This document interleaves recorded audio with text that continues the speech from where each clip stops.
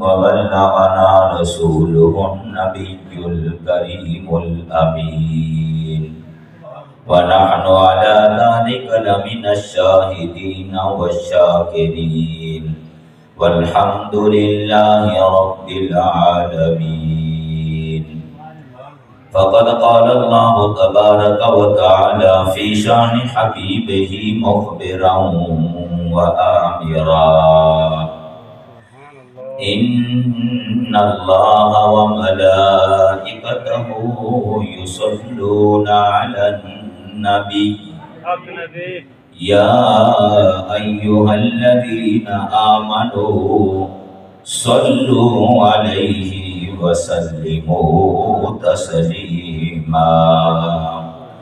اللهم صل على سيدنا محمد وعلى آل سيدنا محمد صلاة دائمة مقبولة تؤدي بها عنا حقه العظيم. اللهم صل على روح سيدنا محمد في الأرواح وعلى جسده في الأجساد وعلى قبره في القبور وعلى آله وصحبه وبارك وسلم. اللهم صل على سيدنا محمد كلما ذكره الذاكرون.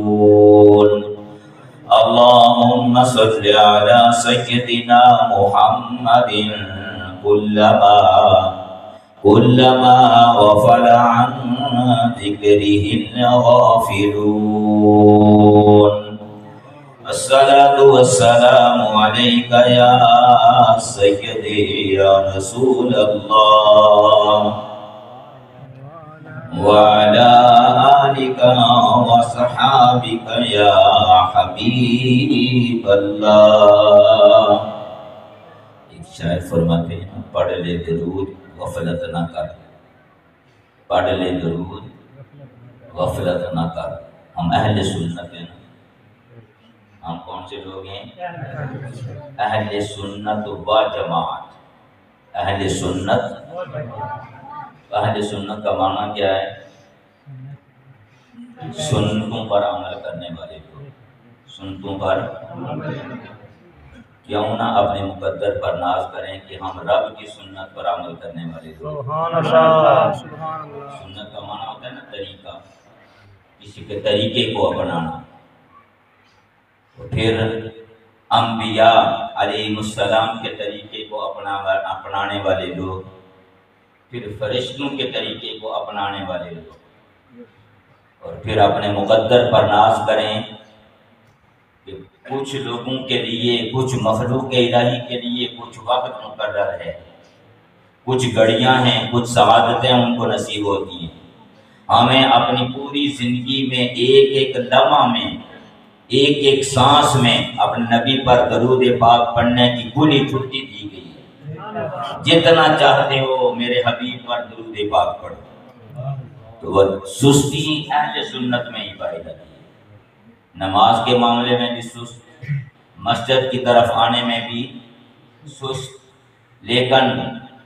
لیکن محفل پاک جہاں آقا کا ذکر سننے کے لیے، سنانے کے لیے کوئی مدعو کرے تو ہم وہاں آنے میں سست نہیں رہتے، بلکہ کوشش کرتے ہیں اس محفل میں پہنچے.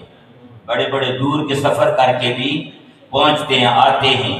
مقدر والے ہیں وہ لوگ جنہیں یہ محفلیں سجانے کی رب توفیق عطا فرماتا ہے، اور پھر اس محفل میں آنے کی بھی توفیق عطا فرماتا ہے. اور جو نبی کی ذکر کی محفلیں ہوتی ہیں وہ ستھرے لوگ سجاتے ہیں، پاک لوگ سجاتے ہیں، ستھرے لوگ. اور ستھرے صرف ظاہر کے ستھرے ہی نہیں، جو دل کے ستھرے ہوتے ہیں.